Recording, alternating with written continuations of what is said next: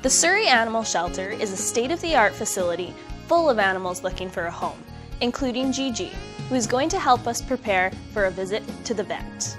Hi, I'm Shelley Joaquin, the manager of the Surrey Animal Resource Centre, and today I have got a lovely assistant, Gigi. She was surrendered to the shelter yesterday. She's 18 months old, beautiful, stunning girl, and she's going to help us learn about how and why it's so important to have your dog relaxed, or any pet, when they go to the visit the vet. February 28th is World Spay Day, so it is really important that animals coming into the shelter leave spay or neutered. Not only for overpopulation, which really isn't that much of an issue with dogs anymore, but it still is with cats, but also for the health benefits. So preventing certain types of cancers by doing spays and neuters, reduce costs, such things as license fees. In Surrey, for example, it's $43 to get a dog license that's spay or neutered, but it's $70 for an intact dog. So it is a cost savings as well to have them spay and neutered. But not all animals are comfortable when they go to the vet, especially if they've had a negative experience. So things that you can do before going to the vet to help them feel more comfortable is take their bed with them, something that smells like home. So when you're in the reception area, they can sit on their bed and they can relax because it's something that they're familiar with.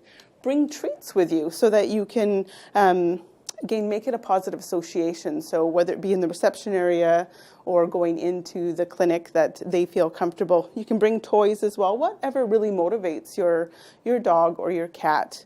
One of the other things is if they are going in for surgery and they're going to need to wear an Elizabethan collar, that's another thing that you can introduce before they associate that with the pain of a spay or neuter.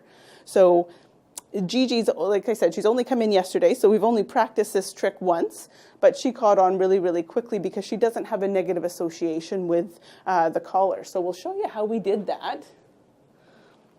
So she knows the game. So I'm just going to get her to put her head in the cone.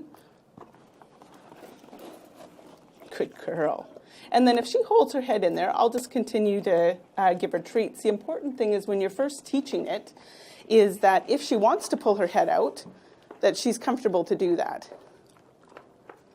So she's doing so good. Like literally, we only spent like 5 minutes on this before. So I will pull it off and see if we can get her to do it again.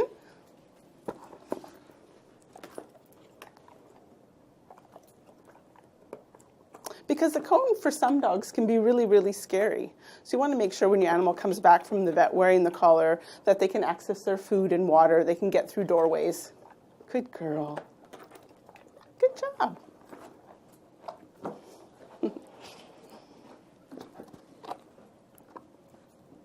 So what she's learning is she's only getting the treats if she puts her head through. So when she has a hard time understanding what I'm asking, I just make it easier for her by luring her head through with the treats.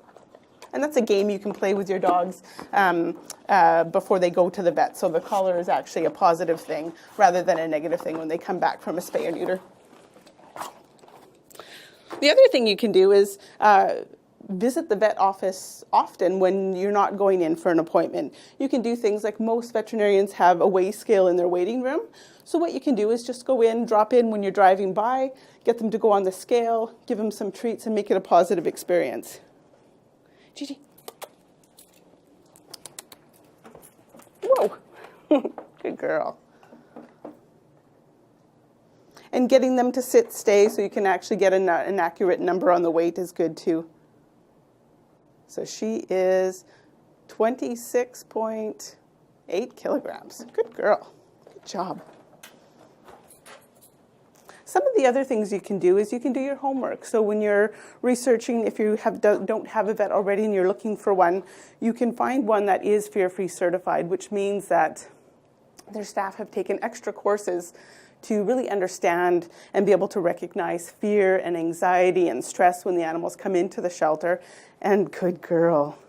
Other ways that they can reduce stress and low stress handling of the animal when they're there. Because the last thing you want is for the animals to have negative experiences at the veterinarian and get worse and worse each time, and their anxiety and their stress and aggressive behavior increases each time they're at the vet. So today is Anti-Bullying Day. hence the pink. And we actually had Gigi dressed up in pink butterfly wings and flowers earlier today. But is being an advocate for your pet. So when you are going to the vet, you know your pet. So if they are feeling stressed or anxious, asking the vet to take a minute and let the dog acclimatize to the exam room. It's really, really important. And then doing your homework before. So making sure that if they're going in for a procedure, you could work on something like teaching them a stand, stay, and a target to your hand.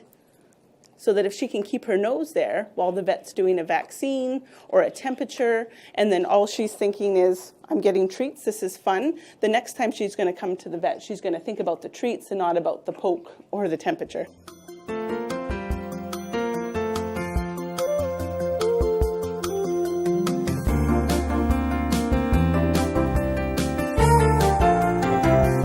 Next up, we have Latifah. Latifah came to the shelter as an owner surrender, and she is now looking for her forever home. As you can see, Latifah has been fed very well in her previous home, and she's definitely needing a special diet to help her shed a few pounds.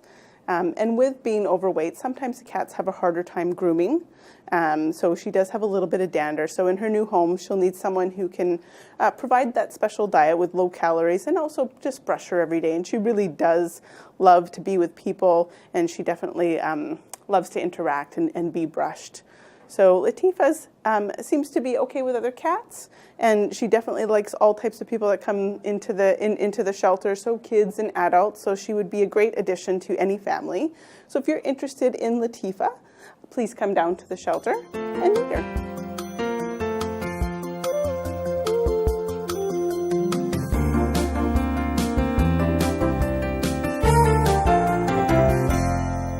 Next up, we have Smithers and Burns.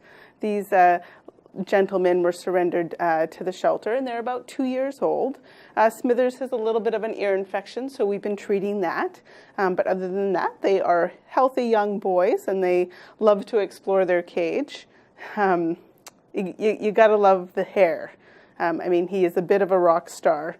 It doesn't help that he's got a little bit of ear medication. It makes it a little bit greasy, but once that's all done, this boy's definitely going to need some grooming. So he's kind of a high maintenance kind of guy.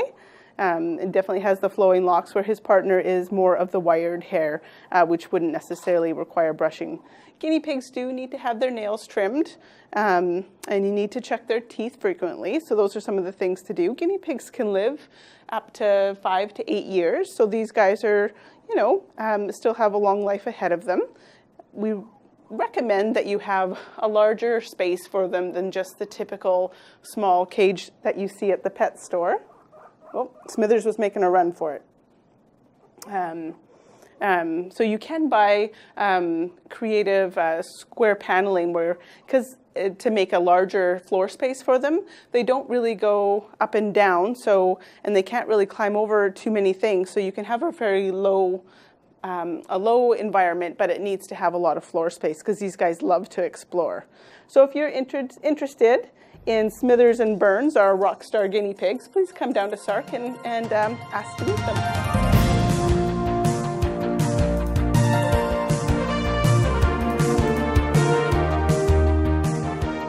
Interested in any of these animals available for adoption, visit the Surrey Animal Resource Centre at 17944 Colebrook Road, or call them at 604-574-6622.